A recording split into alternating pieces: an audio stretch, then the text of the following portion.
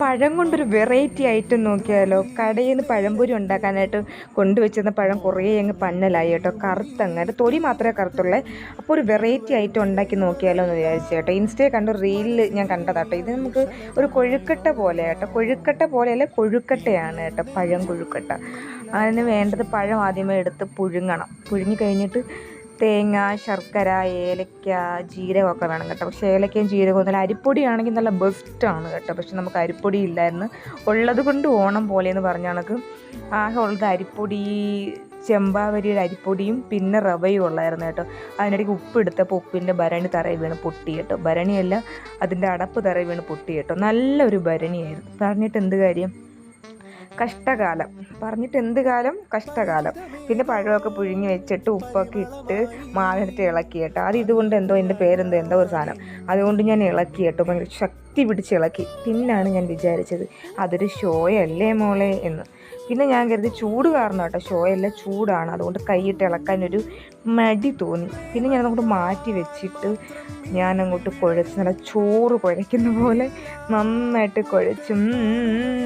കുഴച്ചാലൊരു ടേസ്റ്റൊക്കെ കിട്ടത്തുള്ളൂ കേട്ടോ. നമ്മുടെ കൈയുടെയും കൂടെ രുചി വേണം, എന്നാലേ നല്ല സൂപ്പർ ആവത്തുള്ളൂ. സൂപ്പർ കൊഴുക്കട്ട ഉണ്ടാക്കി കഴിച്ചാൽ. നല്ല മഴയല്ലേ തിരുവനന്തപുരത്തൊക്കെ, നല്ല അടിപൊളി സൂപ്പർ മഴയാണ്. നിങ്ങളുടെ നാട്ടിലൊക്കെ മഴയുണ്ടോ വെയിലാണോ കമൻറ്റ് ചെയ്യണേ. അത് കഴിഞ്ഞ് നന്നായിട്ട് ഇളക്കി കേട്ടോ, ഉപ്പൊക്കെ ഇട്ട് മാവിനകത്ത് പഴം പുഴുങ്ങിയിട്ട് കേട്ടോ. എന്താണോ മറന്നു പോന്നു. അത് കഴിഞ്ഞിട്ട് നല്ല രീതിയിൽ ഇളക്കി കൊഴുന്നാക്കണം. അപ്പോൾ നല്ല മധുരമായിരുന്നു കേട്ടോ. അപ്പോൾ വല്യമ്മച്ചി പറഞ്ഞു, അയ്യോ ശർക്കരയും തേങ്ങ ഇടണ്ടായിരുന്നു, പഴം തന്നെ നല്ല മധുരം ഉണ്ടെന്ന്. പക്ഷെ ആവി കയറി വന്നപ്പോൾ മധുരം ഇല്ല. ശർക്കര ഇട്ടില്ലായിരുന്നു, തേഞ്ഞു പോയാൽ. ആവി കയറിയപ്പോൾ മധുരം എല്ലാം ആവി കൊണ്ടുപോയെന്ന് തോന്നുന്നു കേട്ടോ. ഞാൻ പിന്നെ എന്തൊക്കെയോ ന്യായം പറയട്ടെ, ഏലക്കപ്പൊടി ജീരകമൊക്കെ ഉണ്ടെങ്കിൽ സെറ്റായിരിക്കും എന്നൊക്കെ ഞാനീ പറയുന്നത് കേട്ടോ. നമുക്ക് പിന്നെ അതില്ലായിരുന്നു, എനിക്ക് ഏലക്ക ഇല്ലായിരുന്നു, ഞങ്ങളുടെ ജീരകവും തീർന്നു പോയി. അത് കഴിഞ്ഞ് ഞാൻ എല്ലാം ഇളക്കി കേട്ടോ. ആ കൊഴുക്കട്ടയുടെ ഷേപ്പൊന്നും നോക്കണ്ട. അത് കഴിഞ്ഞിട്ട് വേവാൻ നേരത്ത് ഞാൻ കുറച്ച് ഡാൻസ് കളിച്ചു, ക്ലാസിക്കലും വെസ്റ്റേണും എല്ലാം കളിച്ചിട്ടുണ്ട് കേട്ടോ. അത് കുറച്ച് സ്പീഡ് ഇട്ട് കൊടുത്തു കേട്ടോ. നിങ്ങൾ ഞെട്ടണ്ട.